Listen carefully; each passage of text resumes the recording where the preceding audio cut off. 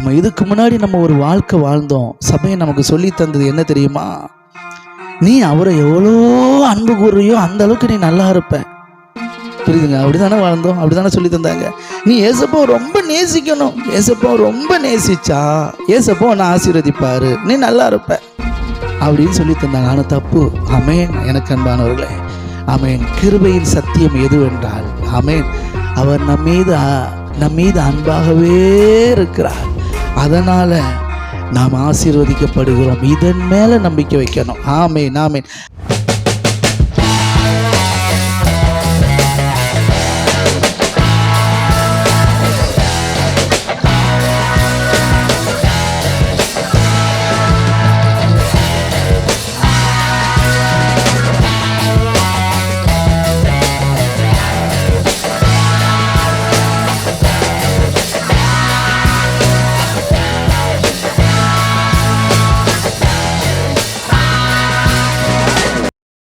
இந்த நாளிலிருந்து எனக்கு அன்பானவர்களே, நீங்கள் தேவனுடைய கிருபையை என்றென்றைக்கு நம்பி இருக்கிறவர்களாக இருக்கிறபடினால் நீங்கள் பச்சையான ஒலிவ மரத்தை போல இருப்பீர்கள்.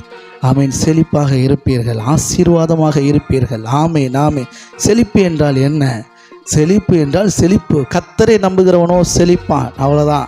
இந்த வாக்குத்தத்தம் உங்களுக்கெல்லாம் வராது, இது பழைய ஏற்பாட்டு வாக்குத்தத்தம் அப்படின்னாங்கன்னா பரவாயில்ல, நாங்கள் எடுத்துக்கிறோம். ஆமாம், நாங்கள் அதை விசுவாசிக்கிறோம். ஆமேன். ஆகையால் பேசுகிறோம், எங்களுக்கு அது நடக்கும். ஆமாம், நாங்கள் அனுபவிச்சிருக்கிறோம் இல்லையா? நம்மெல்லாம் அனுபவிச்சிருக்கிறோம். ஆமேன், ஆமேன். Thank you daddy. ஹல்லேலூயா. நன்றி ஆண்டவரே. என்னேசரன்பில் என்றென்றைக்கும் நான் நம்பிக்கை வைத்துள்ளே. அங்கே நிற்கணும். எப்படி? நம்ம மேலே அவர் வச்சிருக்கிற. ஆமாம், இந்த நல்ல நாளிலும் ஆமாம், கையை தட்டுங்க. மேட்ரு சொல்கிறேன் எனக்கு அன்பானவர்களே. ஆமேன், ஆமேன், ஆமேன். ஆமாம், இதுக்கு முன்னாடி நம்ம ஒரு வாழ்க்கை வாழ்ந்தோம். சபையை நமக்கு சொல்லி தந்தது என்ன தெரியுமா? நீ அவரை எவ்வளோ அன்பு கூறுறியோ அந்த அளவுக்கு நீ நல்லா இருப்ப. புரியுதுங்க? அப்படிதானே வாழ்ந்தோம், அப்படிதானே சொல்லி தந்தாங்க. நீ ஏசப்பா ரொம்ப நேசிக்கணும், ஏசப்பா ரொம்ப நேசிச்சா ஏசப்பா உன்னை ஆசீர்வதிப்பாரு, நீ நல்லா இருப்ப அப்படின்னு சொல்லி தந்தாங்க. ஆனால் தப்பு. ஆமேன். எனக்கு அன்பானவர்களே, ஆமேன். கிருபையின் சத்தியம் எதுவென்றால், ஆமேன், அவர் நம் மீது அன்பாகவே இருக்கிறார். அதனால நாம் ஆசீர்வதிக்கப்படுகிறோம். இதன் மேல நம்பிக்கை வைக்கணும். ஆமேன், ஆமேன்.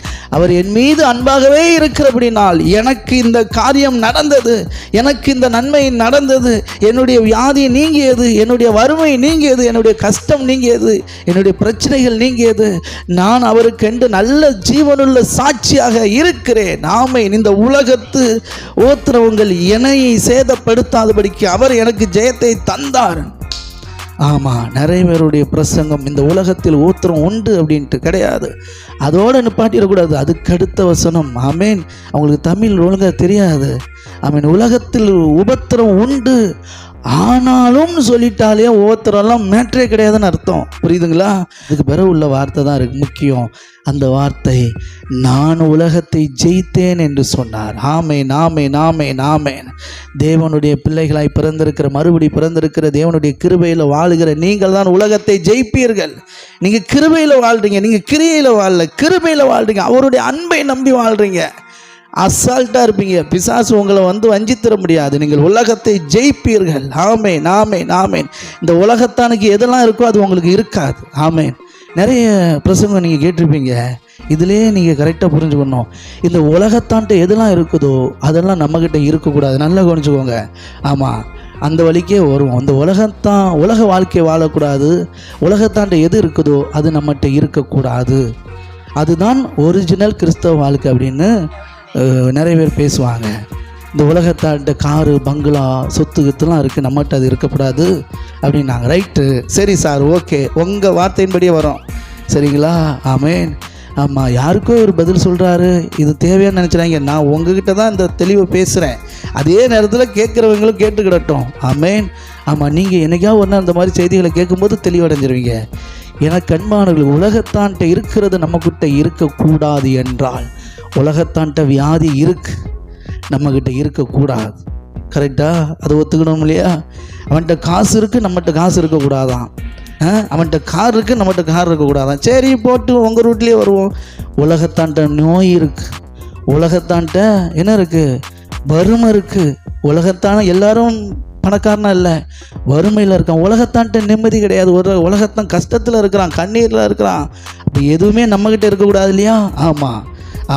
இப்படியே ஒருத்தர், கர்த்தருக்கு கோடி நன்றி சொல்கிறேன்.